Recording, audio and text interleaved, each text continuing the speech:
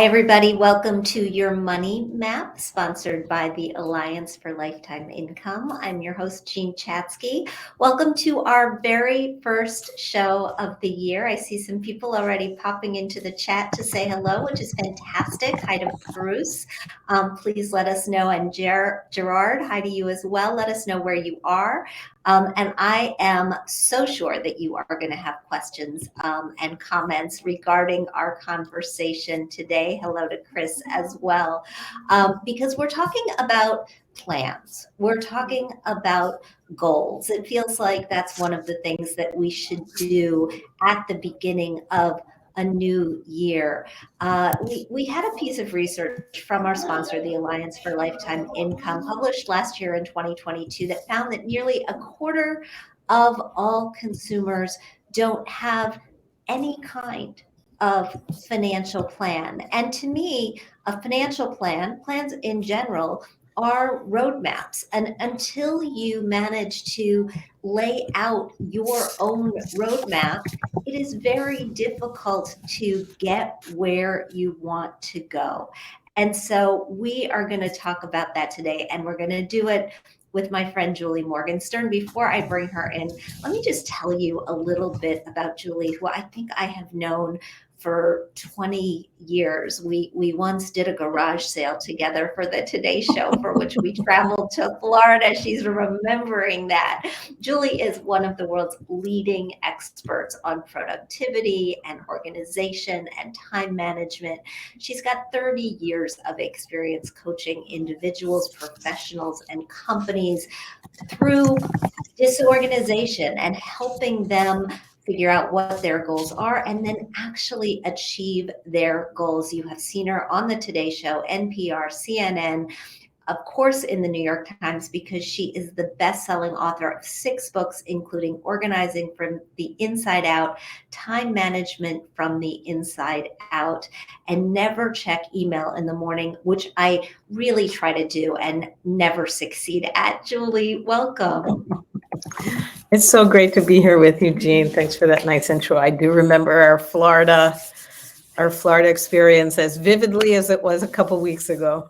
Exactly. Boy, you made those people a lot of money. Yeah. Julie organized the heck out of this garage and turned what looked to me like a $20 garage sale into a several $1,000 garage sale. So it was. Let's talk about the pandemic and how the pandemic has changed the process of planning for people or changed what they want out of their lives. It was a big reset. Oh yeah, huge reset.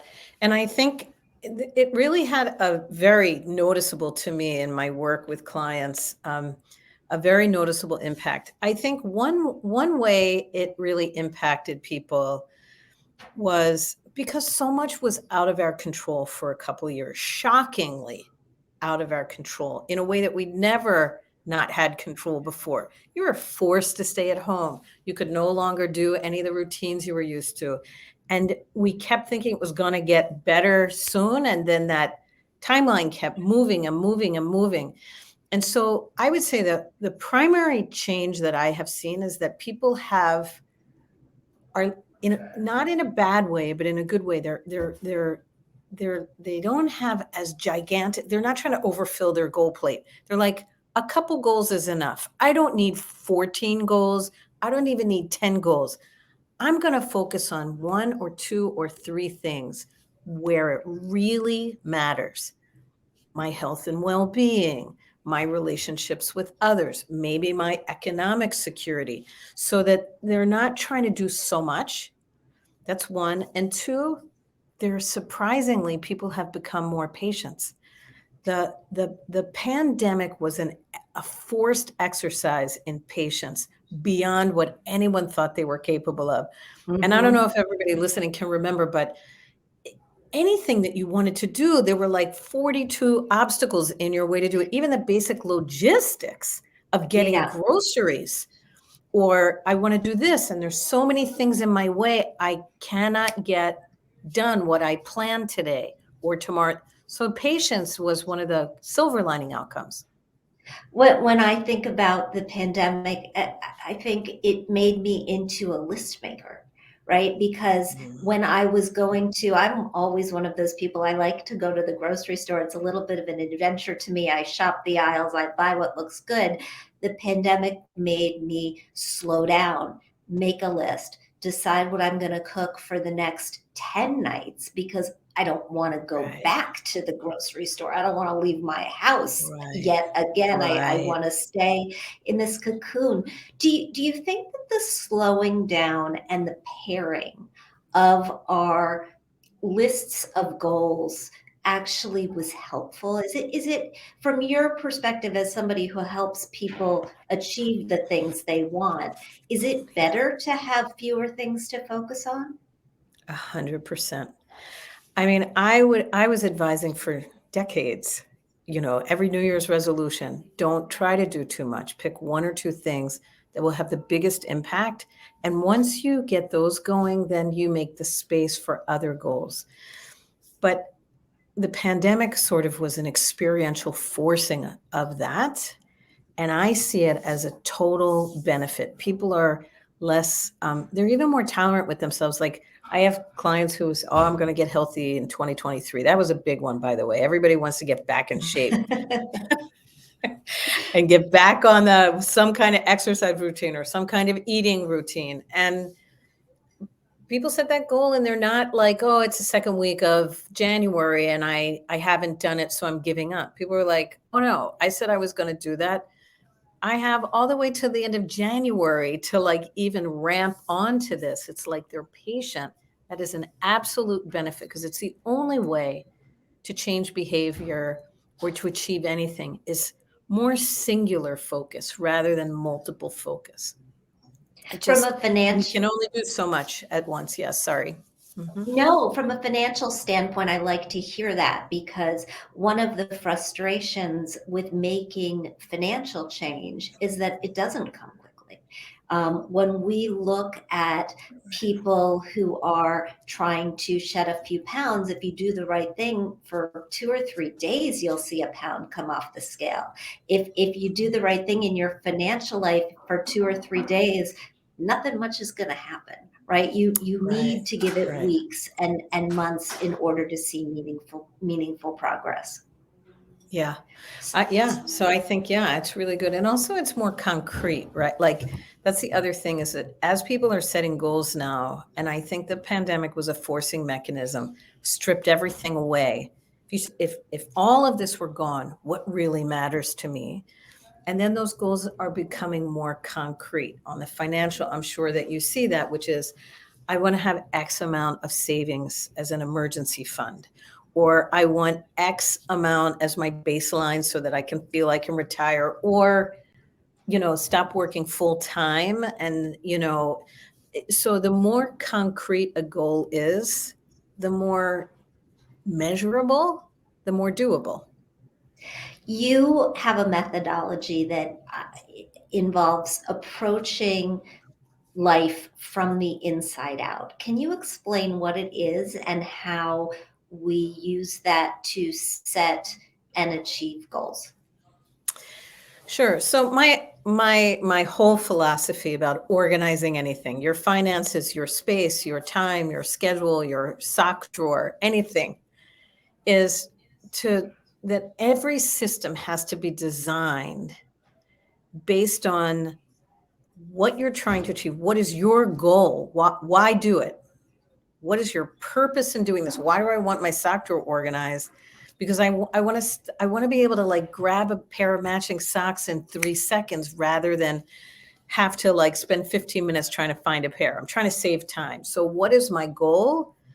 And then what is my unique way of thinking and my style so that the system is sustainable for who you are because each person is very unique and how you want your spices or your finances organized or whatever is different than me, than the next person, than the next person. So we're organizing anything from the inside out is based on your unique way of thinking, your unique habits, and your goals. And when you define that first, Then you can build a system and you know what the system should look like. It's like, that feels right to me. That is who I am. That is doable for me. And as a coach and an organizer, a time management coach, anything that people want to achieve, they're like, just tell me how I should like fit in exercise every day. And I was like, there's no one answer. Why do you want to exercise?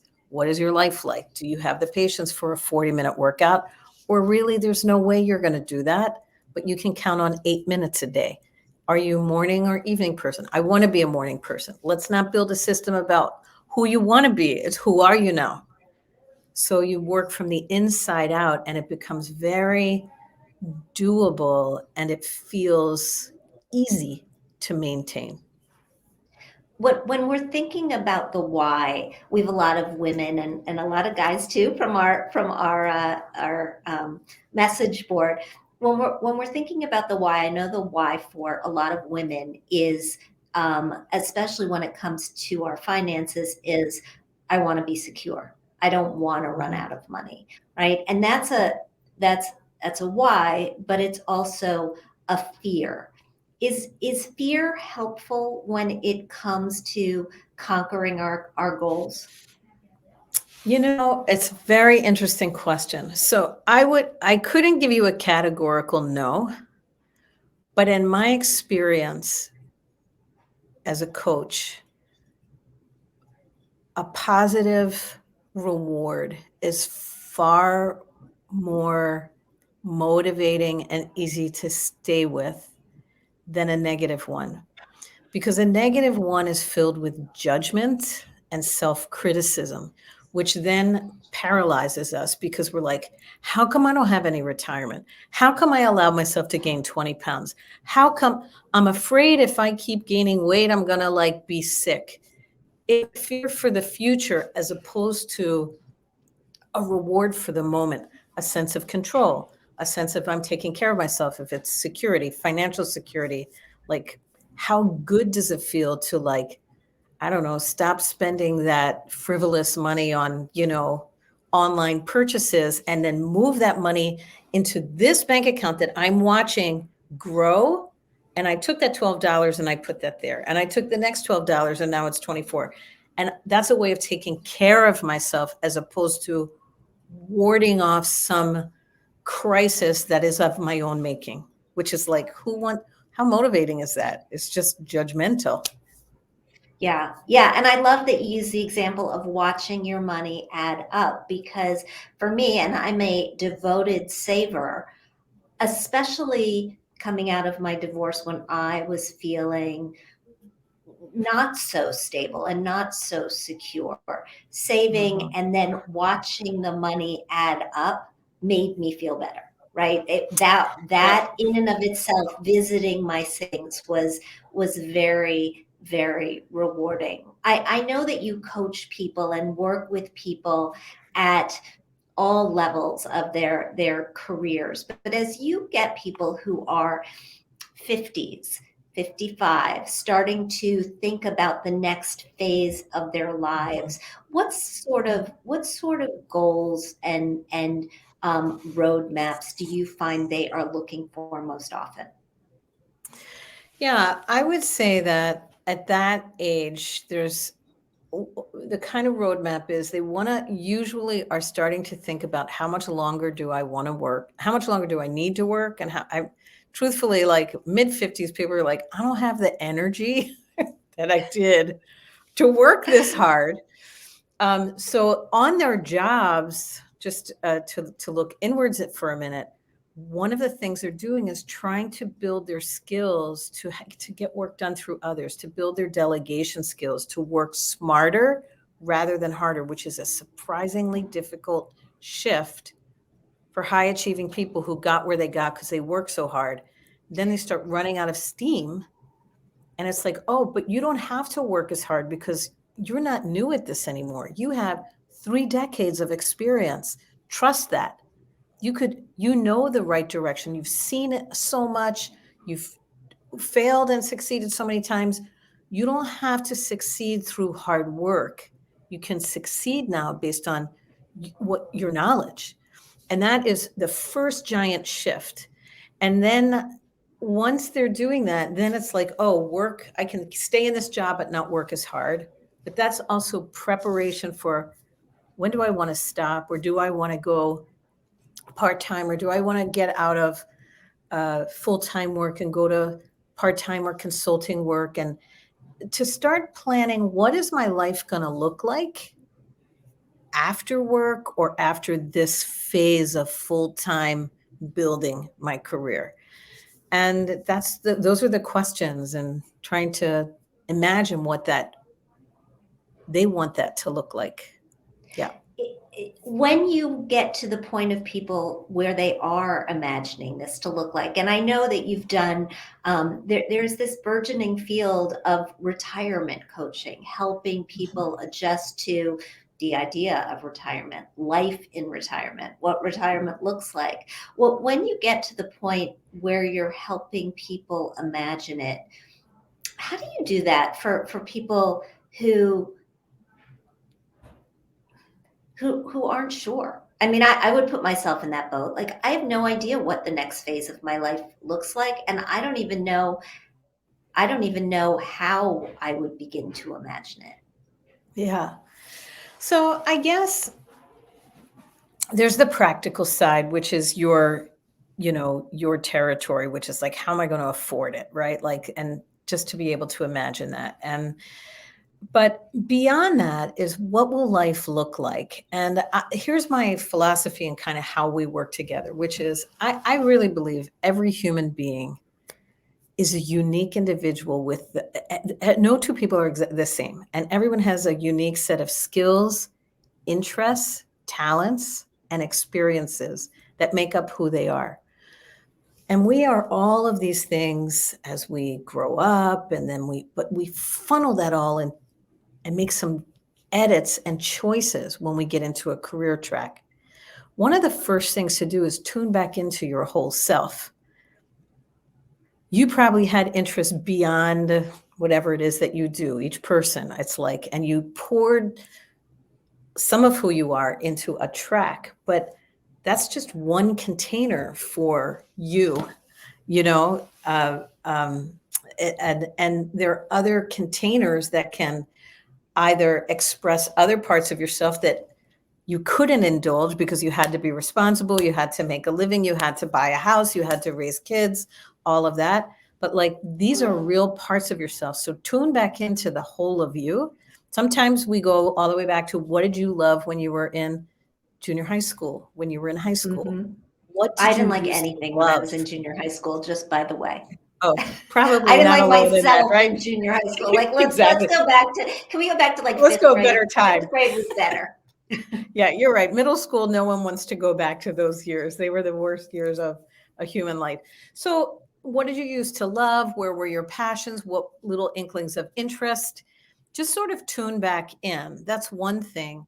And see what kind of lights your face, what lights your energy. And that starts to give you some multiple highways to sort of explore and pursue. And maybe I have clients who, like, there was another major that they were interested in, but they picked a practical one. And why not explore that in your retirement? It's because it will be fulfilling to you. If this is an area of interest and passion, you don't have to get a degree just for a career. I think education is wasted on the young anyway, right? It's probably more valuable the older you are. You appreciate history, you appreciate how the world operates. So that's one thing, is to really think about that and start thinking about different parts of yourself that haven't had their turn. And then what could that look like? That could look like a different career. It could look like education. It could look like traveling, or there's so many things. So tune into the whole of you. Amy says she likes her career, but it's always funded her interests outside of work. She says, bring on retirement. Amy, I am sure that there are a lot of people like you. And by the way, everybody watching, if you've got questions for Julie or you want to chime in, of course, we welcome that. That shift that you're describing, Julie, Mhm. sounds to me a lot like the shift that happens when our kids leave the nest, right? There's one track that Yes. you've been on for such a long time, and now you're allowing yourself, because you have more space in your day and more space in your brain, to think about these things. And yeah, you're right. We have to afford them. That's one reason that we talk a lot on this show about the concept of protected lifetime income, that if you can couple Social Security with a stream of income, whether it comes from a pension or an annuity, that will just cover your fixed expenses, Mhm. then you give yourself the opportunity to explore these options without worry, without financial worry. Yeah. Yeah, for sure. I mean, if anybody can be in that position, that really opens up so many more possibilities. Go ahead. Yeah. No, I was just wondering, as you have helped people transition from one phase of their life to the next, I mean, some of this, because I've watched your organizational work in the past, I know involves paring down a little bit, maybe Mhm. going to a smaller house, maybe getting rid of the stuff. Do you find that process for people to be freeing, or do you find that they miss the stuff? It's a good question. So I do ultimately think it is freeing. I think if you approach it again with a positive motivation that you are, I think of decluttering, which is really what we're talking about. It's not even organizing, right? It's decluttering. And for everybody listening, like I really define organizing and decluttering very differently. They're different processes, they're different purposes. You organize is just to create a system that gives you access to what you use and love and need to operate your life. Decluttering is about identifying what is obsolete in your life or your space and releasing it to make room to move forward. So if you're nearing retirement, you have undoubtedly accumulated for years objects, papers, information, souvenirs of different stages of your life, awards, accolades, clippings, projects that are sitting in piles that you never finished, all kinds of stuff. So if you go systematically through that and you think you are making space for a new chapter that you can get excited about. I'm making space for security. I'm making space for creativity. I'm making space for relationships, like a theme. You need a theme in order to declutter.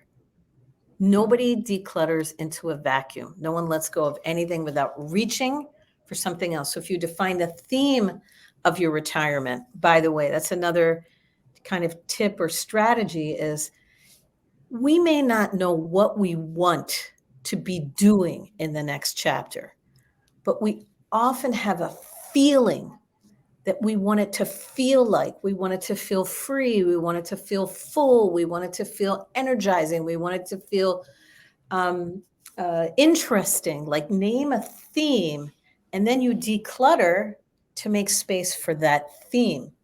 Once you've decluttered, then you have the space to think and imagine what could that theme of freedom look like or security, what does it look like, but you can never figure it all out if you're bogged down with stuff that's from the past. There's no room for the future. So it's really liberating as It's long as you do it through a positive lens. Yeah, it sounds incredible, and it makes me want to, start taking things off my plate in order to make room for other exciting things. We've got some questions. Uliana is interested in, how do you overcome the transition to a more senior role and imposter syndrome, to feeling like you're not you? Yeah, Oleana, thanks for that question. And Karen, I see you out there. So hi there. It's an old friend too. Aw. Karen, it's nice that you joined. Um, so that imposter syndrome, which I think you can carry that your whole life. Always feel like, I don't know how they let me in here. You can what am I doing here? And if anyone finds out, I really have no idea what I'm doing. So as a coach, I can tell you 80% of the people that I work with, no matter how accomplished they are, experience that. I don't know what primitive thing that is tied to, but it's so universal, right? Some tribal thing like, do I Yeah. belong or not? So put it in its place. It's not just you. And like, even the CEOs feel that way. Everybody feels that way. Most people do. Rare not to. Secondly, to transition to a senior role, I think you wouldn't even have the opportunity for a senior role if you weren't demonstrating success in the role that you've been in. Why would anybody give you that opportunity? And then the key is to internalize your experience, to know, just think like, how much have you seen that the people coming up that are new in their careers or 5 years in or 10 years in have not seen? So if you can just trust based on your own evidence that's all around you, that you know what you're doing, it makes it a lot easier to shed the imposter syndrome. I mean, the proof is in the pudding. It's in what you've done, but internalize and trust that, and then learn, Liana and everybody else, that the skill of transitioning to a senior role and enabling other people to getting work done through others rather than your own sweat is a set of skills. It does not come naturally. You have to learn how to give direction in a way that sets people up for success. And delegation skills are the hardest of the time management skills to develop. You lose control. You can not get it right. By the time I explain it, I could have done it myself. It always comes back wrong. These are what happens. But there's practical skills that counterbalance that. So just know you have to build new skills, which is exciting. Yeah. And but don't expect them to come naturally. You got to seek them out and learn how to do it. It does not come naturally to most people. Delegation. Derbil says financial planning from the average 9 to 5 job is almost impossible these days due to the higher cost of living. How do persons maneuver this? I'm going to take this one actually, Julie. So when we talk about planning for your retirement, one of the things that surveys have shown half of people have never done is figure out what life in retirement is actually going to cost them. And that's where you have to start, because if you don't have an end point, then you're thinking about this in an unreal way. And the goal is to figure out, okay, what does this life look like? How much do I have now that will support that, coupled with Social Security? And what is the gap that I have to fill? And when you know that gap, then you can come up with a plan with levers that you can adjust that will help you get to the answer, right? So you can figure out, oh, well, I have to work a couple of years longer than I thought I was going to work. Or if I sell my house now and downsize a couple of years before I was actually planning on it, I've got an extra $100,000 that I can put to work, and it's going to help me. And that's why I think that the process of finding a financial advisor 10 years out from retirement, if you've never had one, who can help get you on this plan is really, really important. But I also think, Julie, that what we're talking about in both cases is setting a goal and achieving a goal. And as we started this conversation, and I wanted to round back to it, you started talking about some basic rules of goals, the fact that they should have deadlines, the fact that they should be measurable.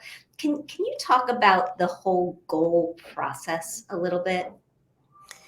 Sure. So, a goal is kind of an end point, right? It's like, I want to have X amount of money. I want to lose weight. I want to feel healthy. Like, and always tied into the why. But any achievable goal has to be translated to, what does that actually look like in visible, measurable, observable terms, observable behavior. And the more concrete and observable, so it's not a state of being, but like, what does that mean? I was just working with a client today who was coaching right before this, who is not ready for retirement. She's still in building, but she's senior. She's in her late 40s, I think, and has built a company. And she wants to be more like more visible thought leadership out there. And I was like, well, what does that mean? I want to do more speaking. I want to do more writing. I want to be more visible. And I was like, okay, how many speeches? Or how many people do you want in the, like, do you want to have been exposed to 1,000 people a year, which could be one speech with 1,000 people in the audience, or 10 speeches with 100 people in the audience? Why? Visibility for clients for her company. That's why. So it's not for making money. That's the why. And then, so how many in that target audience do you want to reach in a year? And then you have, oh, we need to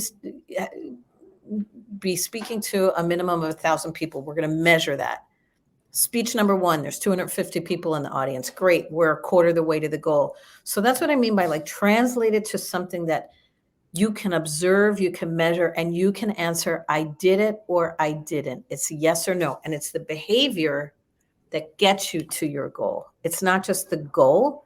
It's what behavior will then you can observe and say, yes, no, I did that or I didn't. I saved the money and put it in my saving account, or I didn't. Yes or no. So simple, concrete, measurable, observable. That's what goals need to be translated to in order to operationalize them. Can't be Do you find it's important for people to always have a goal, to always be moving toward something? I mean, I remember seeing some research earlier in my career about runners. I'm a runner, and the fact that for runners, marathon training was more satisfying than the marathon itself, because once they finished the marathon, they were kind of let down, like it was over. Yeah. Right. Yeah. So this idea of always having something that you're reaching for.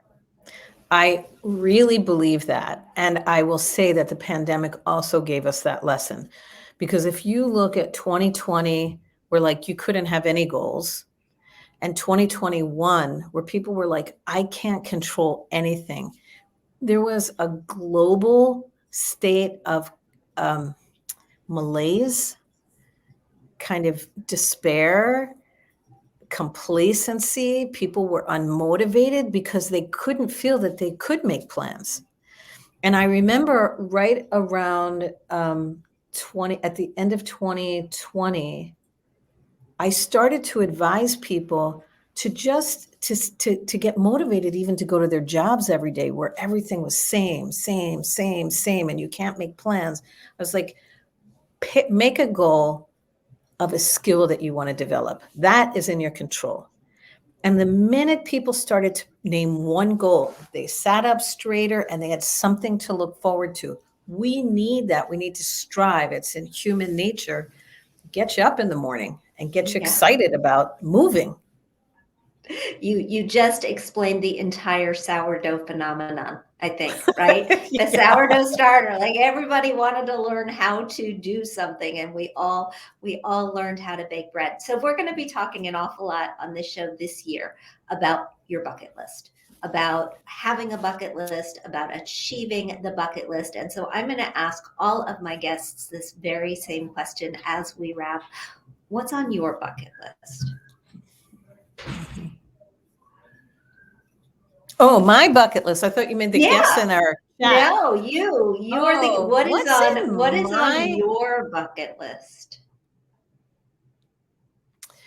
So I think on my bucket list, what I came into 2023, I've been running my own business for 35 years. I still love it. It's still interesting and engaging, and there's new stuff every day. Especially in this changing world, people need new ways of learning to get organized and managing their time. And we've been very, very busy, and it's wonderful. But the way I've run my business, it's always been very hard for me to plan travel too far in advance.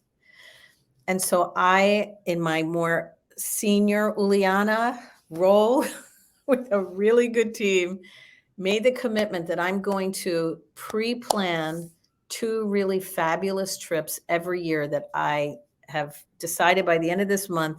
I'm going to pick 10 days that I'm going to go to Portugal, and a week that I'm going to go, I think, somewhere to, those islands between France and England. It's Guernsey and Jersey. It's this beautiful area. And I'm going to just, but the bucket list is to pre-plan and pre-schedule. And no matter what happens, even if a client wants me, those weeks are reserved and I have that to look forward to. And that is different for me. And that's a new way I of love taking it. control of my time. Yeah. I love it. Julie Morgenstern, as Fahad said, this information is absolutely brilliant. So thank you so much for spending this time today with me and with all of us. For those people who are watching, if they want more information about you, which book should they read next? Where can they go to get it? Sure. And thanks everybody for joining. Thanks, Jean, to you for these great questions. So there's any way you can get to me. You can come to my website, juliemorgenstern.com, and you can find more about my books and blog and services and all of the stuff that we offer. Also, feel free to reach out to me on LinkedIn. My name, Julie Morgenstern Solutions, our company, and I am active on LinkedIn, and those are probably the 2 most direct ways. And also you can follow me on Instagram, Julie Morgenstern, same name, any location. Fantastic. Thank you so much. Happy 2023. And for everybody who's watching, if you'd like more information on this conversation in particular, you can go to protectedincome.org/Morgenstern. Julie, thanks. Bye, everybody. Thank you, Jean. Bye-bye, everybody. Thanks, Jean.